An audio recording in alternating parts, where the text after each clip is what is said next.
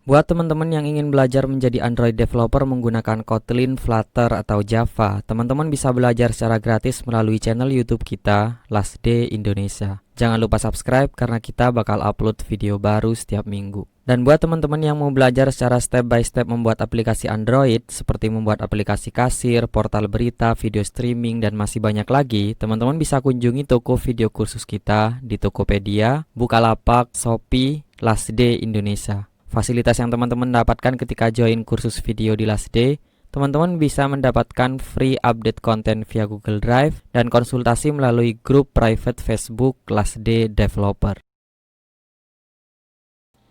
Halo semua, perkenalkan nama saya Irsad, Android Developer di Last Day. Dan pada tips Android Studio yang kedua ini, kita coba akan belajar gimana sih caranya mengakses API secara lokal gitu. Jadi kalau teman-teman belajar dari salah satu video kursus di Last Day, kan itu kebanyakan tutorialnya itu by online gitu ya. Jadi API-nya itu sudah bisa diakses secara online.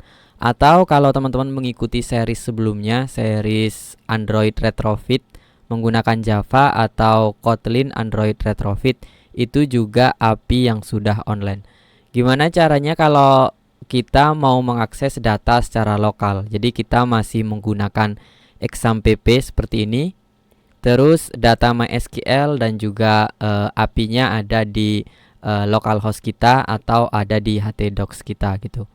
Oke, kita coba ambil salah satu project. Ini adalah tutorial dari Android Retrofit dan di sini dia memiliki base URL yang sudah online gitu. https demo.lastday.com REST API sample. Kalau slash lagi ke API endpoint-nya, dia mengarah ke slash data.php. Kalau mau kita buka datanya, dia ada di sini. Nah, terlihat dia menggunakan alamat website ya, jadi dia sudah online gitu. Tapi ketika data ini coba saya jalankan dari komputer saya atau saya jalankan menggunakan exampp, hasilnya seperti ini. Jadi localhost slash REST API sample slash data.php.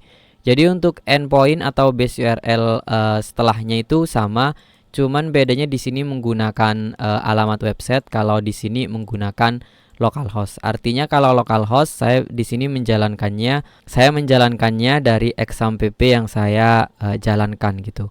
Oke, kali ini gimana sih cara mengaksesnya? Nah, kalau dari project ini kalau dijalankan tentu dia mendapatkan data API yang ada di sini ya. Jadi API-nya dari yang online tadi. Data ini sama, jadi seharusnya kita tinggal pindahkan URL-nya aja. Cuman gimana caranya untuk memberikan URL localhost kepada emulator ataupun Android device secara langsung gitu. Nah, cara yang pertama adalah anggap aja kita melakukan tesnya menggunakan emulator dulu, karena nanti ada dua versi gitu. Pertama kita menggunakan emulator, di sini saya menggunakan AVD Android Virtual Device. Jadi ketika awalan dari sebuah endpoint ini diawali dengan localhost, maka teman-teman bisa masuk ke bagian base URL ya, bukan masuk ke API service. Jadi kalau teman-teman menggunakan base URL, menggunakan di build config Gradle atau menggunakan kelas statik sendiri, intinya masuk ke bagian base URL. Jadi di sini contohnya pakai Java, kalau menggunakan Kotlin ya sama aja, pokoknya ke arah base URL-nya. Kita coba komentar di sini. Kalau menggunakan emulator, teman-teman cukup ganti HTTPS ini menggunakan HTTP. HTTP kemudian di sini diubah menjadi 10.0.2.2. Jadi HTTP kemudian 10.0.2.2. Kalau sisanya di sini adalah endpoint yang digunakan, karena di sini kita sama REST API sample slash data.php, jadi saya nggak mengubah endpoint sisanya gitu. Tapi kalau berbeda di sini tinggal disamain sama endpoint yang digunakan. Coba kita stop dulu, kemudian kita run sekali lagi. Nah, di sini datanya muncul ya. Jadi tidak ada masalah. Di sini 10.0.2.2. Kalau tidak salah, kalau teman-teman menggunakan Genymotion itu 10.0.2.3, atau teman-teman bisa browsing dengan keyword itu IP address for Android virtual device atau IP address for Genymotion gitu. Atau kalau teman-teman menggunakan Nox dan yang lainnya, mungkin bisa lebih spesifik keyword pencariannya gitu. Intinya teman-teman cuman mencari yang awalannya ini aja agar localhost kita bisa diakses. Kemudian gimana caranya kita melakukan akses dari Android secara langsung? Jadi untuk IP 10.0.2.2 ini untuk emulator yang berjalan di komputer kita. Sedangkan untuk HP Android berarti kan HP Androidnya kita pegang. Nah, untuk Android itu ada perbedaan. Jadi yang pertama perlu diperhatikan ketika menggunakan HP Android secara langsung, maka yang perlu diperhatikan yang pertama, kita harus terhubung dalam sebuah internet, dalam koneksi internet atau WiFi gitu ya.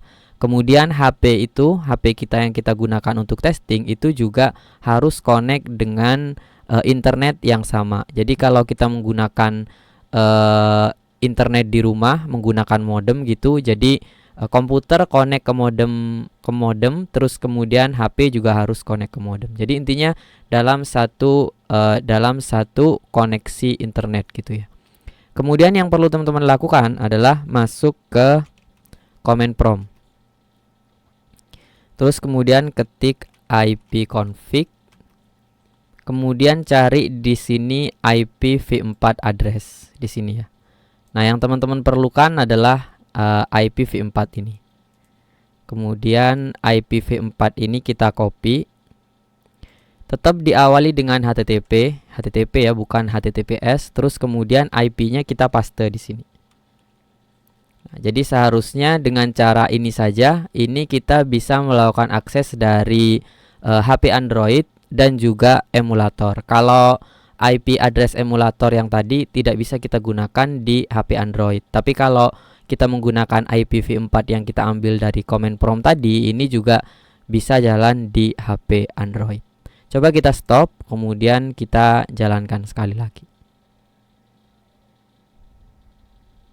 Oke, datanya masih muncul, jadi tidak ada masalah. Jadi kalau teman-teman misalkan menggunakan misalkan kita copy dia ya, copy di sini. Terus kita masuk ke HP Android kita. Misalkan masuknya via browser gitu. Nah, URL ini coba kita paste di sini. Kita paste. Terus jangan lupa yang IPv4 tadi kita copy juga. Terus kita paste di sini.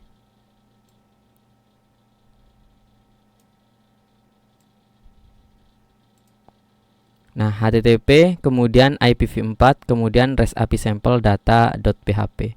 Kemudian baru coba kita enter. Nah, di sini juga muncul ya. Jadi intinya itu ketika kita mau menampilkan API, terutama GET gitu ya, enggak yang pakai token, enggak yang pakai body menggunakan form gitu. Kalau dia cuman GET aja, kita bisa langsung tembak dia dari browser melalui HP itu sendiri gitu.